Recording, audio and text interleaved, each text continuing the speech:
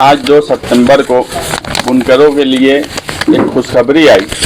ये खुशखबरी दिसंबर 2023 में ही आ गई थी, जब पहली मर्तबा रईस शेख एमएलए नागपुर के अजलास में उन्होंने बुनकरों के हालात पर तफसील से अपनी बात रखी। तो महाराष्ट्र में पहली मर्तबा प्लेन पावर लूम पर कोई स्टडी ग्रुप बना और उस स्टडी ग्रुप ने जो पावर लूम महाराष्ट्र के सेंटर थे, मालेगांव में भी रईस शेख साहब आए, इचलकरंजी भी गए, भिवंडी के वो एमएलए हैं, नागपुर कामठी में भी गए। तो एक स्टडी करके और फाल ग्रुप में रईस शेख उसमें थे, इचलकरंजी के भी एमएलए थे, हमारे आउटर के दादा भूसे वो उसके चेयरमैन थे। मगर वो स्टडी ग्रुप रईस शेख के बोलने पे बनी। और हम ये बात हमेशा मानते हैं कि अगर जिसने काम किया है उसकी हौसला अफजाई होना चाहिए। हम रईस शेख साहब को मुबारकबाद देते हैं। पार्लियामेंट से पहले जो जीआर निकला था उसमें एक अटी शर्ती थी रजिस्ट्रेशन की। वो अटी शर्ती पार्लियामेंट इलेक्शन के बाद जब मुंबई में अजलास हुआ तो चंद्रकांत दादा पाटिल को अबू आसिम आजमी और रईस शेख ने एक लेटर दिया और उनके नाम से लेटर आया कि वो अटी शर्ती हटाई जा रही है और हॉल में भी बोला गया। मगर मालेगांव शहर की बदकिस्मती ये है कि यहाँ कोई कुछ नहीं करता और अपना इस्तकबाल करवा लेता, पटाखे फोड़ लेते। ये तरीका बिल्कुल गलत है। जो महाराष्ट्र का सबसे बड़ा सेंटर था, वहाँ के एमएलए को स्टडी ग्रुप में नहीं लिया गया तो उनकी कितनी दिलचस्पी बुनकरों के ताल्लुक से थी वो उसी वक्त वाज़ेह हो गई। अगर उनकी यहाँ तक कि जिस वक्त रईस शेख का नागपुर अजलास में वो विषय लगा था, उस वक्त मालेगांव के मौजूदा एमएलए हॉल में हाजिर भी नहीं थे। मैं इससे पहले भी बोला कि अगर विषय कोई भी लगाए, वो म्युनिसिपल कॉरपोरेशन का हो या असेंबली हो या पार्लियामेंट में हो, अगर मेरी दिलचस्पी है तो मैं कम से कम वहाँ रहूँगा, उस पर बात रखूँगा। इन्होंने उस पर कोई बात नहीं रखी। उसके बाद तो मैं हैरान हूँ कि माजी आमदार को क्या सूझी।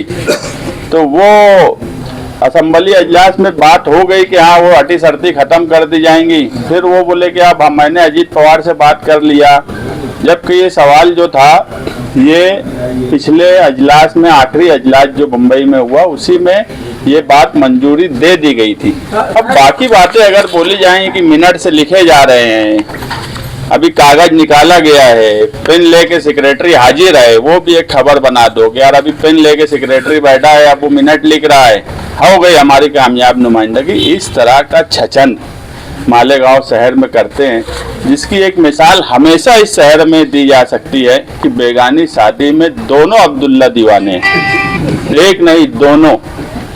एक की कोई दिलचस्पी नहीं थी, पूरे दिसंबर से लेके अभी तक साल भर खत्म होने लगा, माजी एमएलए का कोई लेना देना नहीं था।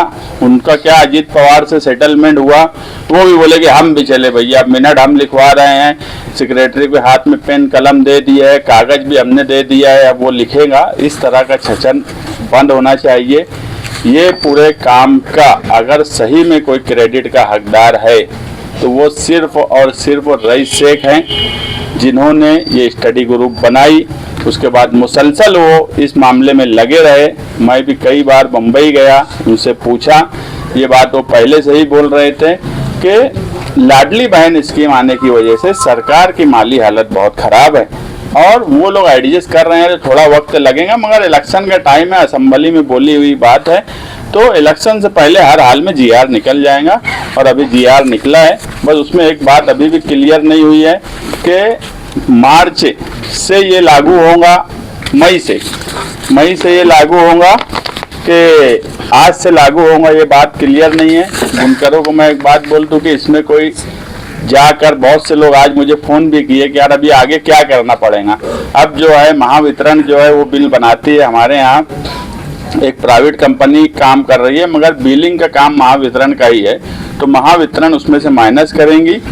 10 तारीख तक बिल जनरेट होता है आमतौर पे, तो 10 तारीख तक हम महावितरण से, जाहिद नदवी साहब से हमारी बातचीत हुई है, हम कल या परसों महावितरण में बातचीत करेंगे जाकर के आज किस तरीके से इनको फ़ायदा मिलेगा या किस तरीके से वो माइनस करेंगे और कब से करेंगे।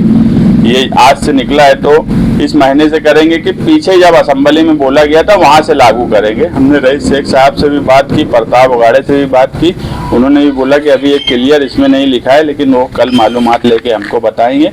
मैं दोबारा मालेगांव शहरियान की तरफ से, समाजवादी पार्टी की तरफ से रईस शेख साहब को मुबारकबाद देता हूं कि उन्होंने बुनकरों की जो रहनुमाई की, वो रहनुमाई के लिए बुनकर तरस रहा था। आज जो बुनकर के हालात हो गए हैं, और ख़ास तौर से पावरलूम सेंटर को निशाना बनाया जाने लगा। जो प्राइवेट कंपनियां आती हैं, आप एक बार गौर करेंगे तो ये प्राइवेट कंपनी पूरे महाराष्ट्र में नहीं है।